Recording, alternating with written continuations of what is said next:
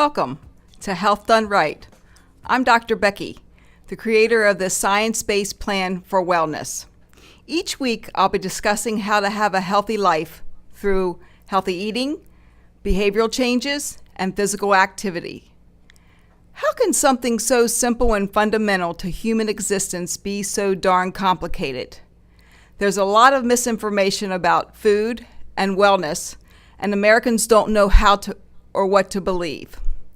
Over the next week, over the next half hour, and for many weeks to come, I'll be talking about dissecting, chewing up, and spitting out the answers to this quandary so you don't have to work so hard at it.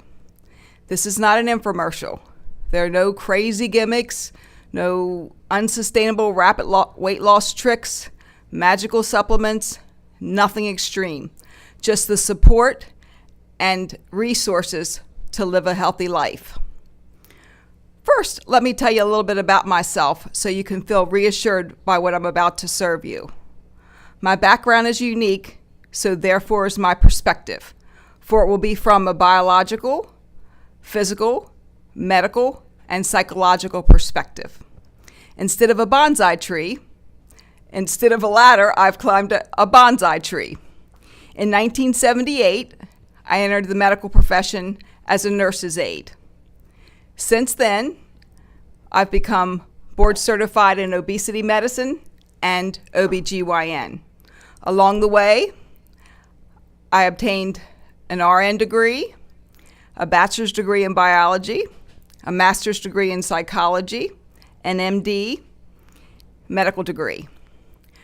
Many years ago, I struggled with my weight, and I noticed that my patients had the same challenges. So I started to take the complex courses that are necessary to understand the disease of obesity. In the process, I learned how to control my own food intake, I lost weight, and I no longer have a sugar addiction, and I've been able to keep my weight into the normal range for the last 5 years. You will learn scientifically proven ways to lose weight and to stay healthy. I will detangle the food industry's marketing ploys that are aimed to interfere with your health. Although comprehensively designed, the plan is very simple to use. Each week, I'll discuss one of the 4 eating options: healthy dining out, grocery to go, Lickity Split, or gourmet prepare at home. Today I'm going to do a grocery to go option and a Lickity Split meal. Then the behavioral activity today is going to be a water bottle workout. It's very inexpensive and simple to perform. You can do it in front of Empire, and you won't want a cookie while you're watching Cookie.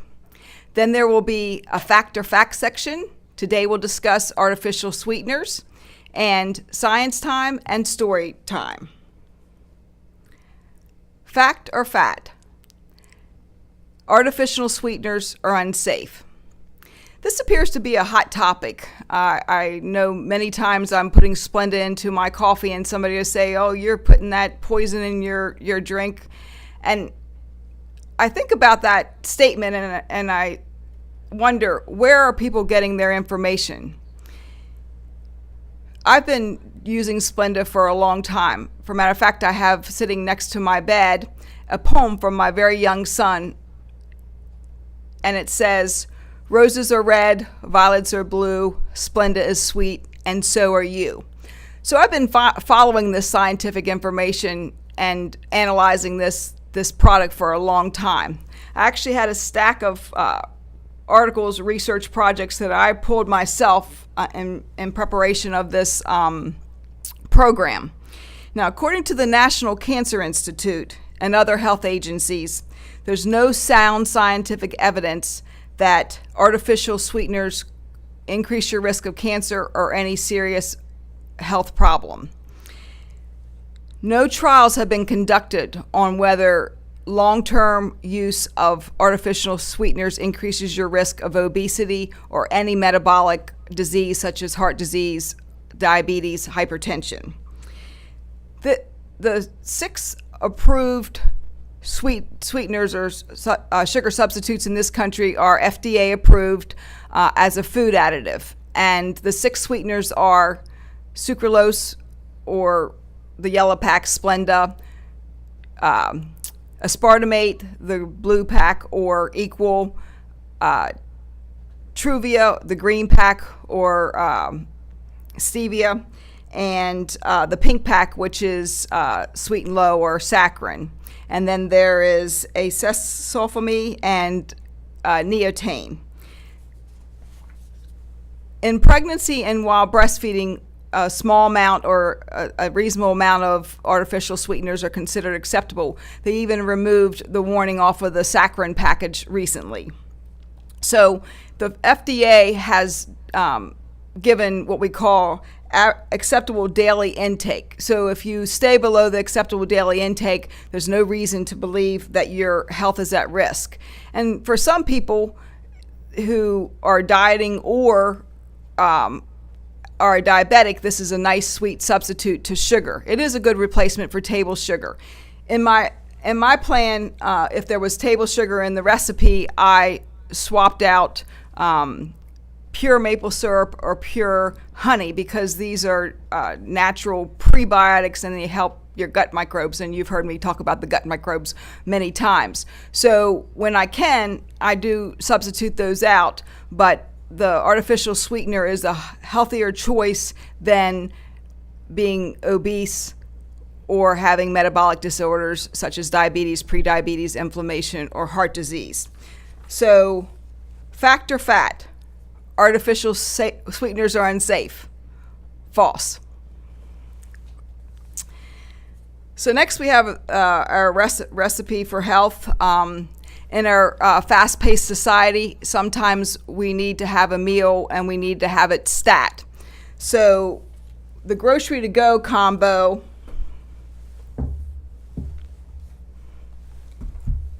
is one of the choices that I have on the healthy eating plan. Combo because rarely will you have a single entree that has all the necessary ingredients to keep you feeling full from one meal to the next. So this is a Stouffer's FitKitchen Monterey chicken meal. You can't tell by the box, but there is an ample amount of food in here, paired with the orange, which is going to be a carbohydrate with some fiber. This is important because this slows down the digestion of your food so that you feel full longer. Fruit is a new dessert.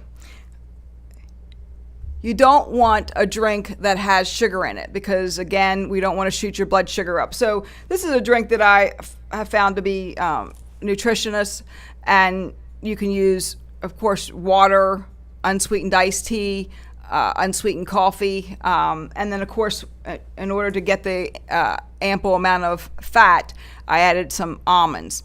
Now, fats are important. The healthier fats that you can use, the better your heart's going to be and your overall health. So this is a healthy 500 calorie grocery to go combo. Yum yum.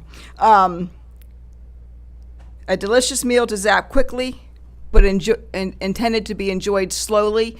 You always want to do what we call mindful eating, and that is you want to pay attention to the taste and the texture and the food. Enjoy the food while you're eating it. This one does meet the American Diabetic Association diet's criteria, so check on that one. The American Heart Association, it depends on which criteria you look at it. The strict criteria is where you're looking for less than 3 grams of saturated fat. It does not meet that strict definition, but it does meet the less than 7 grams of saturated fat. So that's a check minus. And then health done right, you better believe it. So next section, move more, get physical activity. This is the water bottle workout. Now, the water bottle workout is a convenient 7-move exercise you can do in the comfort of your home. When completely filled with water, the bottle weighs about 8 pounds. To start out, fill a gallon-sized bottle 1/3 or half of the way for a lighter weight about 3 to 4 pounds. I'm a firm believer in slowly increasing your activity level to avoid injury. You do want to eventually get to a weight where your muscles ache the next day. If your muscles don't ache a little bit, you probably didn't work them hard enough. So start out with a light weight and then work your way up. For weight training, usually 2 to 3 times a week is ample. We don't recommend that you do weight training 2 days in a row. So the bottle squat is you hold the bottle in front of your chest with both hands, set your feet just a bit wider than your hip length, and then point your toes outward. Then you slowly bend your knees and go into a sitting position, making sure knees do not bend past your shoes or your toes. Keep bottle remaining in front of chest throughout this move. Return to the starting position. Avoid locking your knees at the top, and repeat 8 to 12 times. For more of a challenge, hold bottle in either hand at your side and do this move. Next exercise, prone bottle pullover. Lie on your back and bend your knees. Then set your feet in line with your hips. Lift the bottle with both hands and hold over your chest. Keep arms straight over chest, then extend them to bring the bottle over your head. Tap the bottle lightly on the floor. Repeat. Next exercise. Lie the bottle chest press. Lie on back, bend your knees. While keeping knees hip distance apart, lift the bottle with both hands over your chest while letting your elbows flare out to the side. Brace your abs slowly while lifting the bottle straight up over your chest, not shoulders. Slowly lower the bottle, bending at your elbows, then repeat. Prone bottle crunch. Lie on back and bend your knees. Then set your feet in line with your hips. Lift the bottle with both hands and hold it over your face. Slowly lift the head and shoulders off the ground. Press the bottle up towards the ceiling. Return and repeat. One-arm bottle curl. Stand with feet in line with your hips, toes out. Hold bottle in hand at the side of your hip, palm facing forward. Keep chest up and shoulders back. Bend the arms with the bottle towards your shoulders until the bottle touches the shoulder. Slowly lower bottle back to starting position. Repeat, then switch arms. One-armed bottle kickback. Stand with your feet in line with your hips. Place the bottle in your left hand. Keep your right foot forward toward about 12 to 18 inches. Lean forward so that your back is nearly parallel to the ground. Bend your left arm and pull the bottle towards your body. And then bend it at a 90-degree angle. Extend arms so it's straight. Pause and return to the 90-degree angle position. Repeat. Switch hands and perform this in the opposite way. Bottle deadlift. Stand with feet in line with hips, toes out. Hold one bottle in front of thighs with both hands. Lean forward with the bottle remaining close to the body. Lower the bottle to the knees with a slight pause and then return to starting position. Repeat.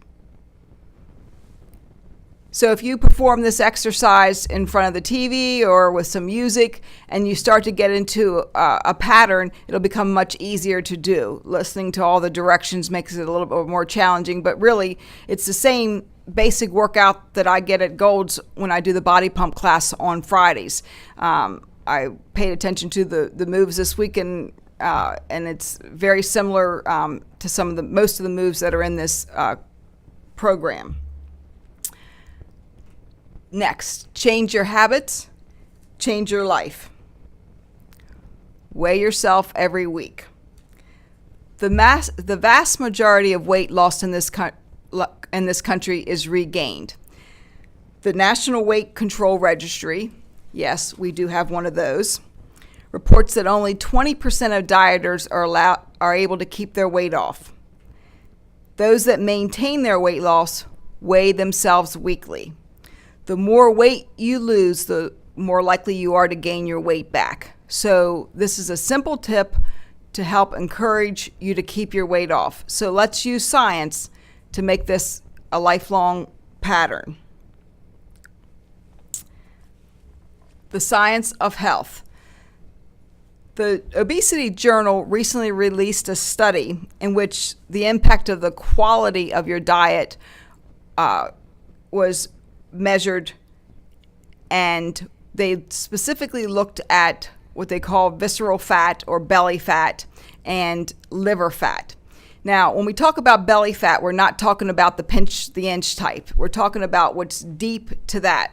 And that, in this study, they measured with the MRI of the abdomen and a DEXA scan of the body, which is able to measure bone, muscle, and fat. And they followed 2,000 people for over 20 years. And it was a multicultural study, and they looked at individuals from Hawaii and Los Angeles, and they were Caucasian, African American, Japanese American, Latinos, and Hawaiians. And they had these individuals fill out a food questionnaire. And then they divided those food types into 4 science-based diets. And then they analyzed them and measured their fat content over the 20-year time period. And what they were able to establish was that in spite of looking at the BMI or the overall obesity rate, they were able to identify which food types help individuals prevent fatty liver disease and abdominal or belly obesity. So in the study, the individuals who had the higher quality diet, and I'm about to tell you what those ingredients include, but the ones with the higher diet scores were 35 to 59% less likely to have a high fat content in their body, and then a 20 to 30% less likely to have a fatty liver.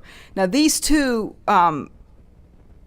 measurements are very important because it's the abdominal fat and the liver fat that makes us prone to diabetes, prediabetes, high blood pressure, high cholesterol, heart attack, stroke. So that's why it's important when you look at where you're holding your fat for your overall health. So when they looked at the diet, what they found was that the foods and beverages that improved the scores were vegetables, fruits, especially whole fruits, legumes, nuts, fish, seafood, plant protein, dairy, fats, not solid fats, whole grains, and alcohol.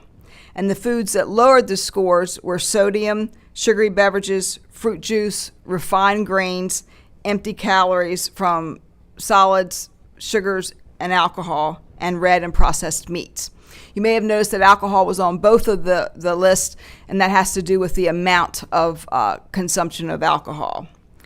So basically, if you're going to overeat or you're going to snack when you don't really need to eat, choose whole fruit or nuts. So it's not only the quantity, but the quality of your food that's important for your overall health.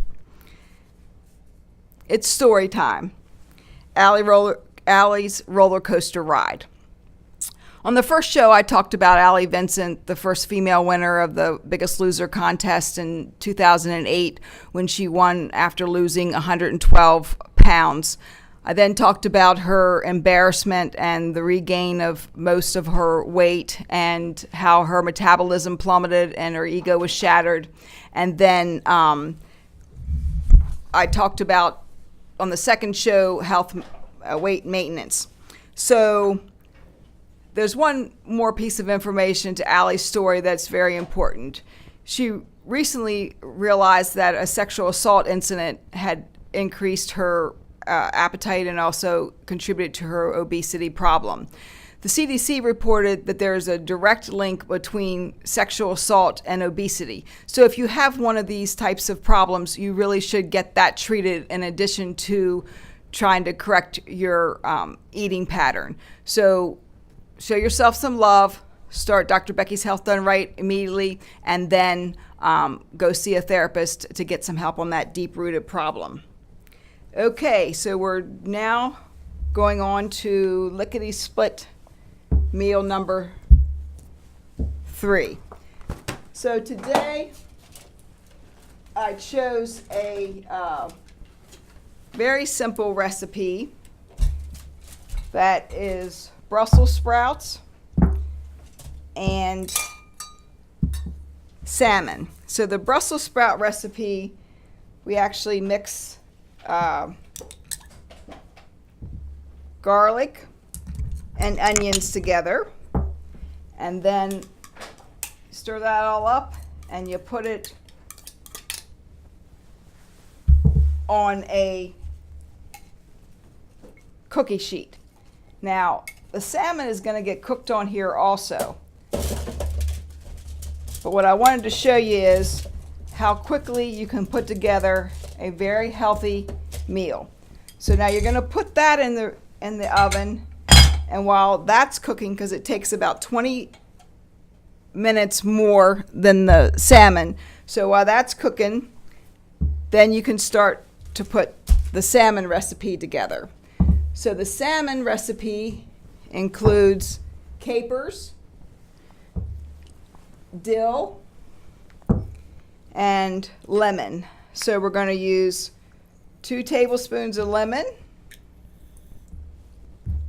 garlic,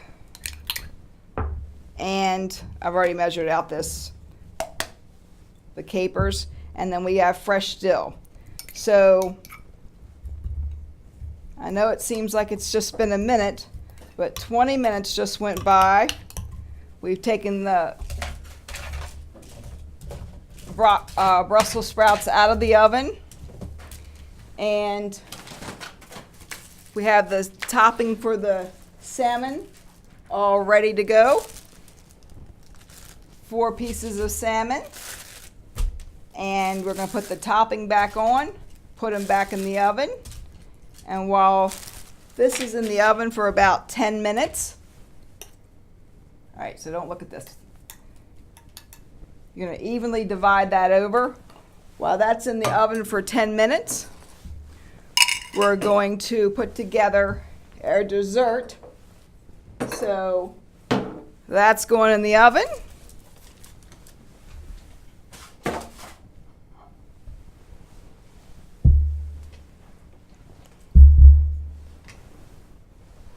And voila, we've got a delicious salmon and Brussels sprouts with a yummy dessert of Pina Colada. It's a toasted coconut Greek yogurt, and some fresh pineapples.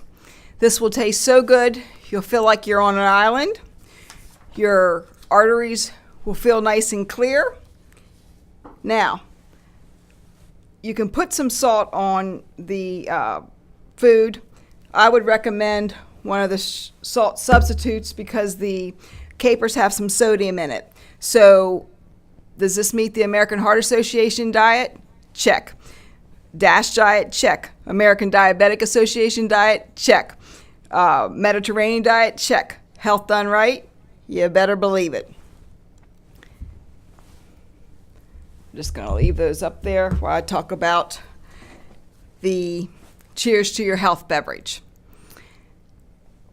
Sometimes the perfect ending to a long, full week is chilling out with your friends at your favorite beverage spot.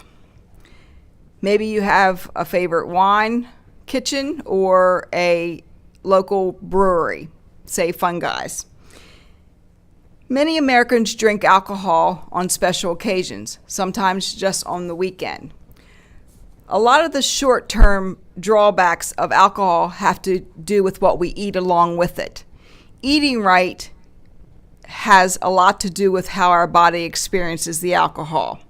For example, you don't want to have a drink filled with sugar, such as a Pina Colada, while you have a double chocolate brownie, because your blood sugar will get shot up and then it'll fall back down after your insulin overshoots, and you'll feel ravenous and you'll want to have some nachos and another beverage.